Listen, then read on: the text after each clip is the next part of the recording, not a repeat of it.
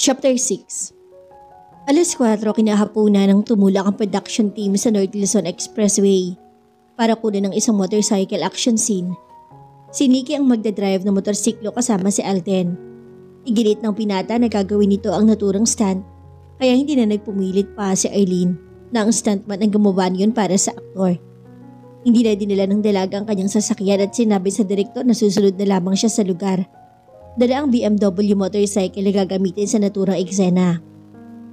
Nadatnan na niya sa NLEX ang 2 OB van at 3 tower cranes kasamang ilang crew ng produksyon. Nakunan na marahil ang ilang shots ni Alden at Nadine. Kagad siyang nilapitan ng makeup artist upang ihanda siya sa gagawing pagdouble sa aktres.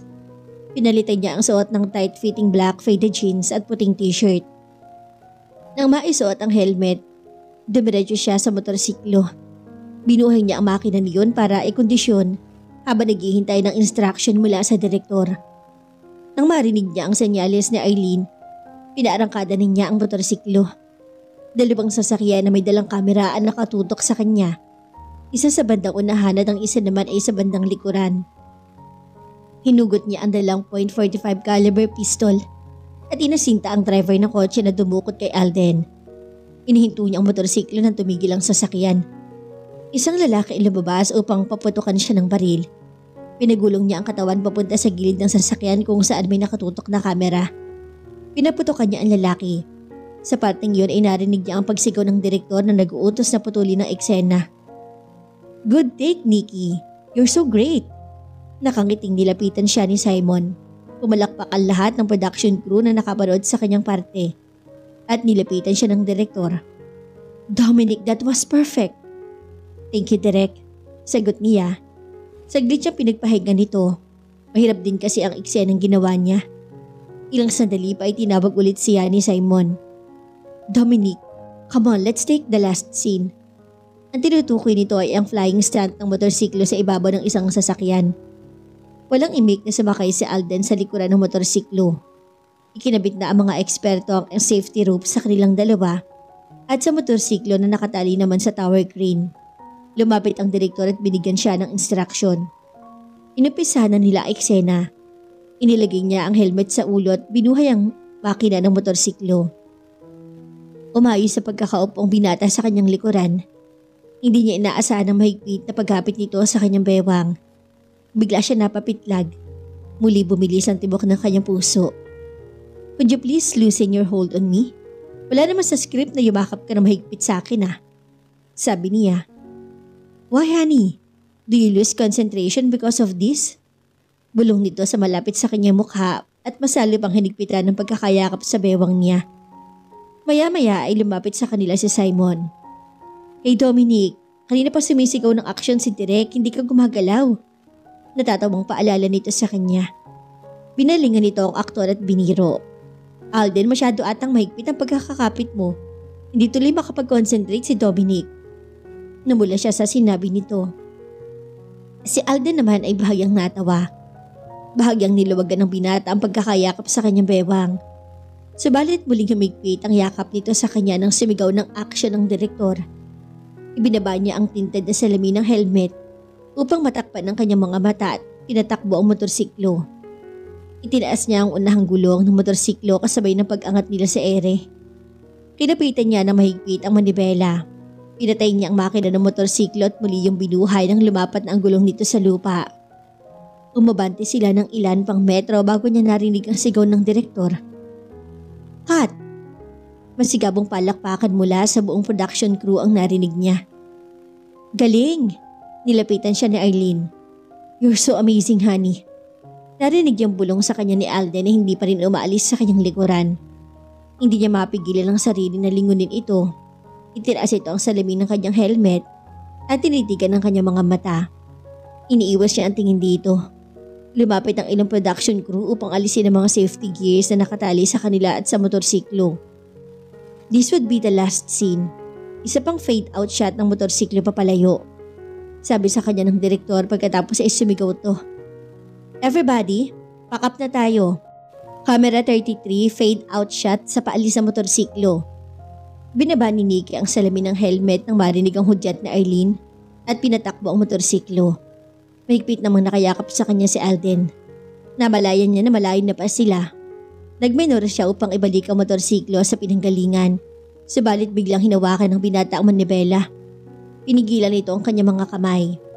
"We need to talk," seryosong sabi nito. "Alden, ano ba? Baka mabangga tayo," sigaw niya. "I don't care. You have to explain to me why you're suddenly avoiding me." Hinihintay tayo ni Direk.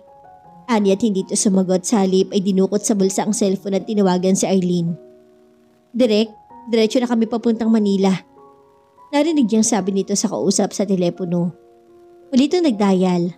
"Mang Johnny, mauna ka na sa unit ko. Diretso na kami ni Dominic." Wala siya nagawa kundi idiretso ang motorsiklo pabalik ng Manila. Umantong sila sa Philippine Airways Tower sa Makati. Dalawang gwardiya ang kaagad na lumapit sa kanila nang alisin ni Alden ang kanyang helmet. Inabot nito sa isang security guard ang susi ng motorsiklo. Sumaludo ang mga to sa binata pagpasok nila sa loob ng gusali. Iniwakan nito ang kanyang kamay habang naglalakad sila patungo sa elevator. Maraming tao nakakita sa kanila at nginitian lamang ni Alden ang mga to. Bahagya siyang tumungo dahil nahihiya siya at hinila ang kamay mula sa pagkakahawak nito. Subalit muli nitong kinuha ang kanyang kamay at hinila siya pasakay ng executive elevator. Ilang sandali pa'y nakarating sila sa 47th floor. Doon ang penthouse sa tinutuluyan ni Alden. "Welcome to my place," nakangiting sabi nito paglabas nila ng lift. Halos mapanganga sa nakita si Dominic. Sa pelikula lamang siya nakakakita ng ganong kagandang bachelor's pad. Chandelier pa lamang ang nakisandi ng mga sandaling iyon. Masalo pa siyang humanga ng buksan ng binata ang mga ilaw. Studio type iyon pero 4 na beses na mas malaki kaysa sa unit niya. Pulos moderno ang mga kagamitan. May malaking wine bar sa gawing kanan ng penthouse at sari-saring alak ang nakadisplay doon. Nakabukod sa kabilang panig ng salamig ng dingding, ang library. Isang mobile at isang 15-inch laptop ang nakita niya. Meron ding isang desktop computer.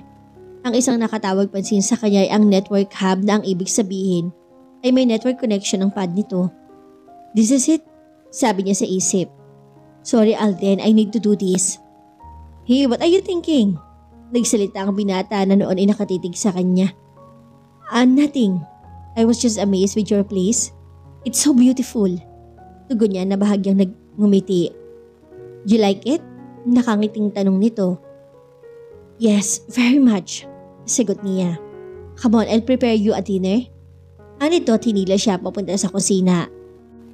Humanga siya nang makita ang cooking area nito.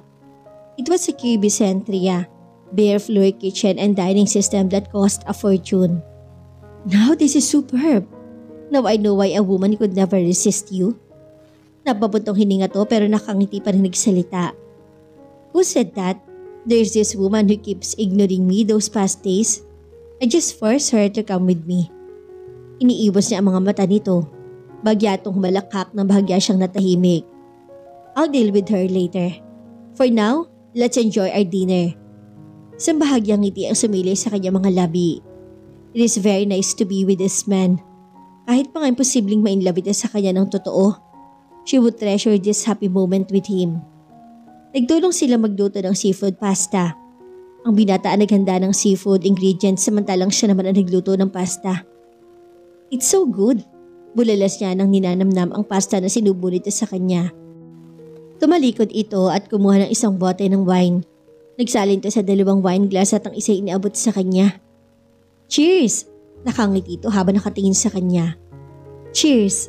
Masayang tugon niya at pinagdikit nila ang kanilang mga kopita. Nagsimula silang kumain. "Where did you learn to cook?" Tanong niya. "I live alone in LA before and I cook for myself. Ikaw?" "Simple lang naman ako kahit ano. Pwede sa akin." Dinala niya sa bibig ang kopita at sumimsim ng alak. "Ang sarap nito." Tukoy niya sa red wine pagkatapos ay nilagok pa ang natitirang laman niyon. "Can I have more?" "Sure." Anito sabay sali ng pulang likido sa kanyang kopita. "I had never tasted this yet because this is so expensive." "Watch out honey, it has 16% alcohol." Babala nito. Nararamdaman ni Nikki na medyo namamanhid na ang kanyang magkabilang pisngi sa pangalawang baso. Maya-maya nagsalita si Alden at gumiti sa kanya. Pwede mo na bang sabihin sa akin kung bakit mo ako iniiwasan lately? Bigla siyang natahimik. Hindi naman kita iniiwasan, we just have to be careful kasi alam mo na, celebrity ka.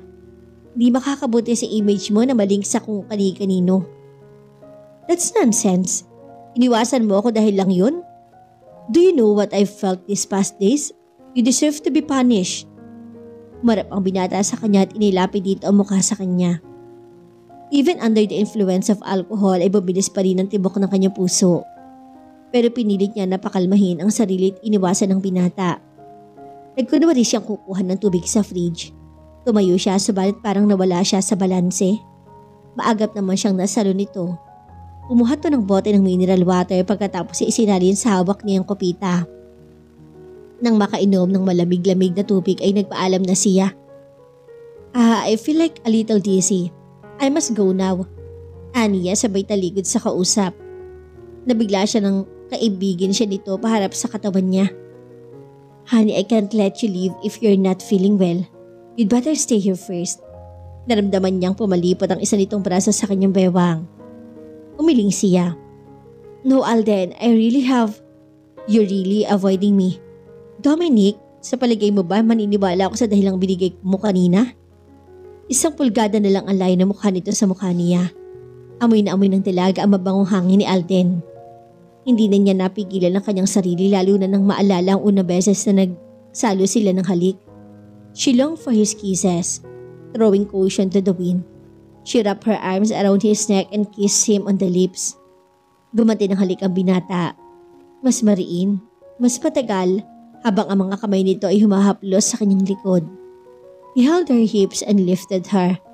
She automatically enfolded her legs around his waist. He carried her to his bed and still kissing her.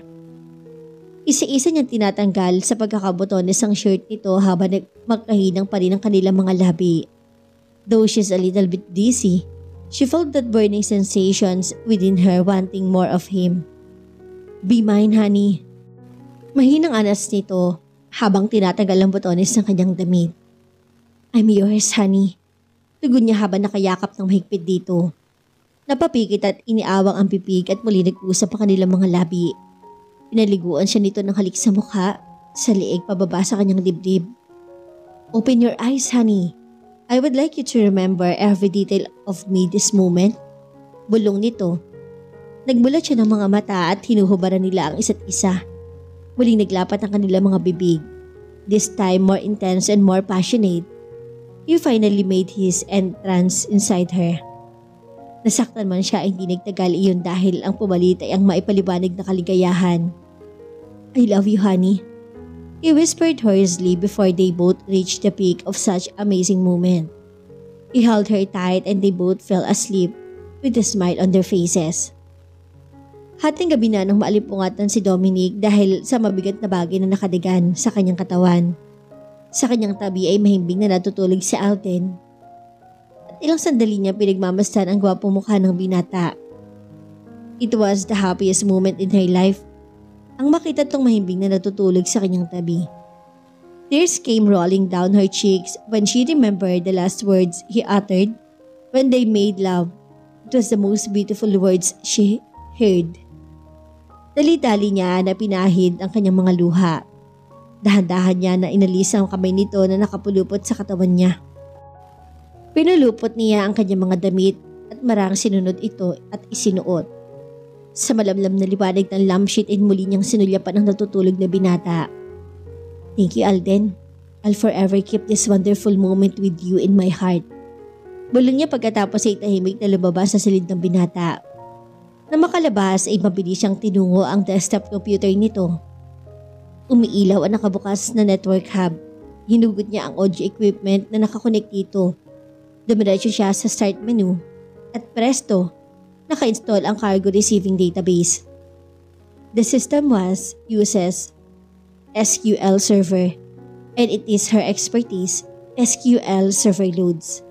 She chose the Windows Authentication mode. Pasok ang user account ni Alden. at inilabas niya ang maliit na storage device at kinopy ang buong database.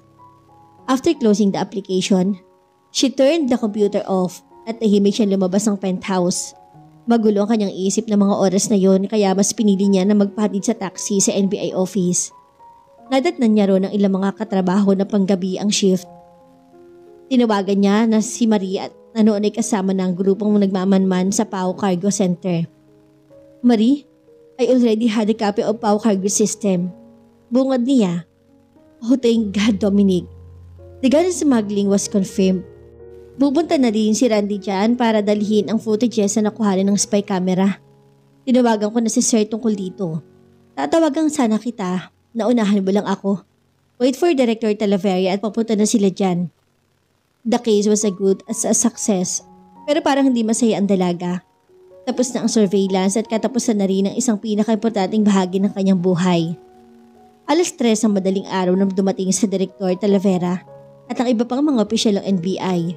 Nakumpirma nga nila base sa nakuhang footages ang nagaganap na gun smuggling sa Philippine Airways. Base sa mga nakuha nila impormasyon sa sistema, lumalabas na ang full control ng buong cargo operations ay nasa accountability ng isang nagngangalang Frederick Poon, ang kasalukuyang Vice President ng Fuel and Cargo Operations. Ito ang direktang approval ang lahat ng mga cargo na umaalis at dumadating sa pamamagitan ng Philippine Airways. Lahat ng mga empleyado sa loob ng cargo operations ay identified na ang ng NBI. 3:00 ng hapon, ang nakaschedule na meeting kasama ang mga miyembro ng Philippine National Police para sa pagsasagawa ng entrap operation. Bagya siya nakaidlip. Nang umagang yon pagkagaling sa NBI, 7:00 ng umaga ay bumangon siya upang kumuha ng maiinom sa fridge. Nikki felt so exhausted and drained. Mabigat ang kanyang puso, katawan at isipan. Nang tingnan niya ang kanyang cellphone, nakarehistro ang 4 na missed calls ni Alden. Binasa niya ang text nito. Honey, call me when you're awake. Thanks for a wonderful time with you. Binuksan niya ang telebisyon na nagkakape at nabigla siya sa isang headline ng isang early morning show ng GSC. Alden sees new girl. Fans saw the CF Prince and airline heir Alden C. walking hand in hand with the girl as they entered the PAW Tower in Makati. The girl, identified as non-showbiz, was also captured in this image taken by a fan a week ago. Pagkatapos ay ipinakilala ang isang stolen photograph nilang dalawa ng binata sa kotse nito. Galing sila noon sa ospital. Hindi kita ang kanyang mukha sa nasabing picture kung saan isinusot ng binata ang kanyang cap at shades nito. We got Alden's statement early this morning during his live feature. Ipinakita sa balita ang isang ambush interview sa aktor sa dressing room nito. I don't know, nakangiting sagot ng aktor sa reporter. I haven't seen the picture, ha? Not now. I haven't asked her permission yet. May matamis na ngiti nito ngayon. Any message for her? Tanong ng babaeng reporter. Ngiti lang isinagot nito sa harap ng kamera pagkatapos inagsalita to. Everyone watch out for my upcoming movie, Infinite Assassin, coming in theaters now. Ang nasabing titulo ng pelikula ay ang final title na mismo ng pelikula pinagtatambalan ni Alden at Nadine. Hindi niya maipaliwanag ang nararamdaman sa balitang iyon. Hindi tinanggi ng binata ang rumor. Malapit na mag-alauna ng hapon nang magpasya ang dalaga na magpunta sa NBI upang mag-report sa trabaho. Binabagtas siya ang tunnel ng Magallanes Interchange ng isang Cadillac Escalade ang bumalandra sa unahan ng minamaneho niyang sasakyan. Mabilis niyang isinukpit ang kanyang service firearm pagkatapos siya isinuot ang itim na blazer. Galit na galit siyang bumaba upang sitahin ng driver na mag-arang sasakyan. At laking gulat niya na makilala kung sino ang sakay niyon. Sina Alden at Philip.